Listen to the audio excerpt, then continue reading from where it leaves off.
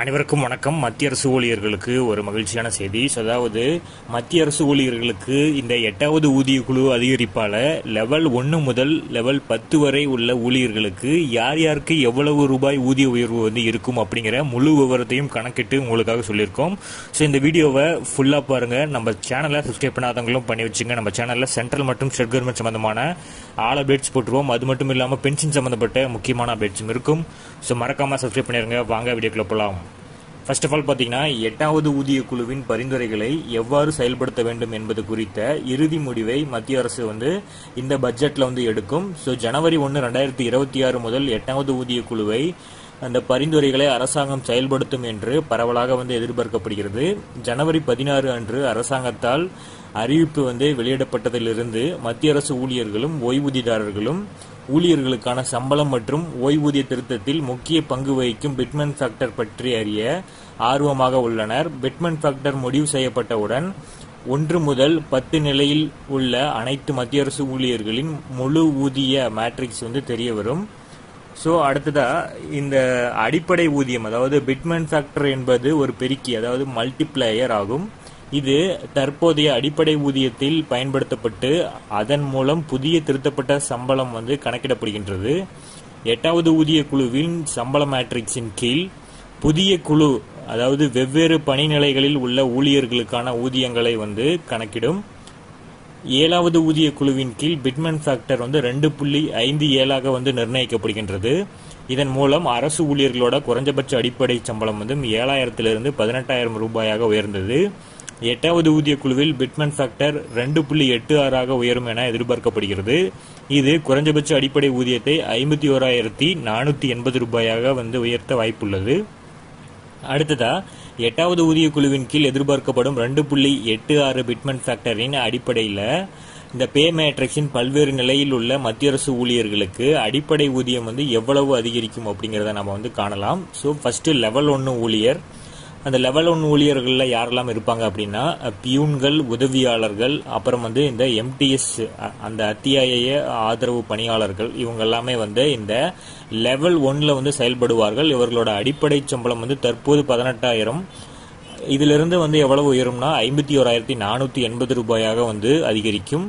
So அடுத்ததா பார்த்தீங்கன்னா level 2 ஊழியர். ஸோ இவங்க எழுத்தர் மற்றும் வழக்கமான அந்த நிர்வாக கடமைகளை செயல்படுத்தக்கூடிய இந்த ஊழியர்கள். இவர்களுக்கு பார்த்தீங்கன்னா அடிப்படை ஊதியம் தற்போது 19,900 ரூபாயாக இருக்கு. ஸோ இவங்களுக்கு 56,914 ரூபாயாக அதிகரிக்கும். அடுத்தது லெவல் 3 ஊழியர்கள். இவங்க காவல்துறை, பாதுகாப்பு அல்லது பொது சேவைகளில் இருக்கக்கூடிய அந்த கான்ஸ்டபிள்ஸ் மற்றும் திறமையான வர்த்தக ஊழியர்கள். இவர்களோட அடிப்படை சம்பளம் தற்போது 21,700 ரூபாயிலிருந்து 62,062 ரூபாயாக அதிகரிக்கும்.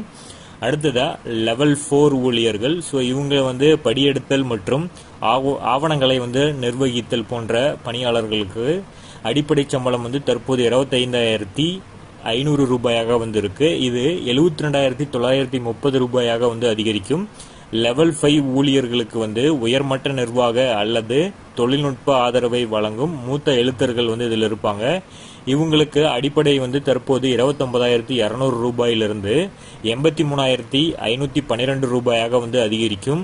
அடுத்தது லெவல் 6 ஊழியர்களுக்கு பார்த்தீங்கன்னா தொழில்நுட்ப அல்லது மேற்பார்வை பணியின் ஆய்வாளர்கள், துணை ஆய்வாளர்கள் மற்றும் ஜூனியர் பொறியாளர்கள். இவர்களோட அடிப்படை சம்பளம் தற்போது 35,400. இதிலிருந்து 1,01,244 ரூபாயாக அதிகரிக்கும்.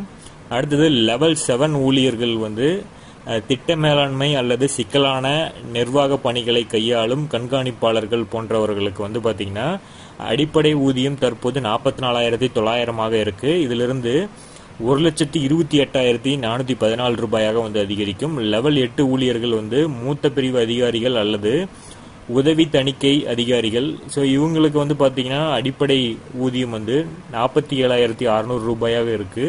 இதிலிருந்து 1,36,136 ரூபாயாக இருக்கும். அடுத்ததாக லெவல் 9 ஊழியர்கள் துணை காவலர் கண்காணிப்பாளர், அதாவது துணை காவலர் கண்காணிப்பாளர், டிஎஸ்பிக்கள் அல்லது கணக்கு அதிகாரிகள். அடுத்தது செயல்பாட்டு அல்லது நிதி மேலாண்மைக்கு இந்த பொறுப்பானவர்கள் இவங்க எல்லாமே இவர்களோட தற்போதைய அடிப்படை சம்பளம் 53,100 ரூபாய். இதிலிருந்து 1,51,866 ரூபாயாக வந்து அதிகரிக்கும். ஸோ அடுத்ததா வந்து லெவல் 10 ஊழியர், இவங்க IAS, IPS மற்றும் IFS போன்ற சேவைகளில் உள்ள ஆணையர்கள் அல்லது தொடக்க நிலை அதிகாரிகள். இவங்களுக்கு வந்து தற்போதைய அடிப்படை சம்பளம் 56,100 ரூபாயாக இருக்கும். அதிலிருந்து 1,60,60,446 ரூபாயாக வந்து அதிகரிக்கும்.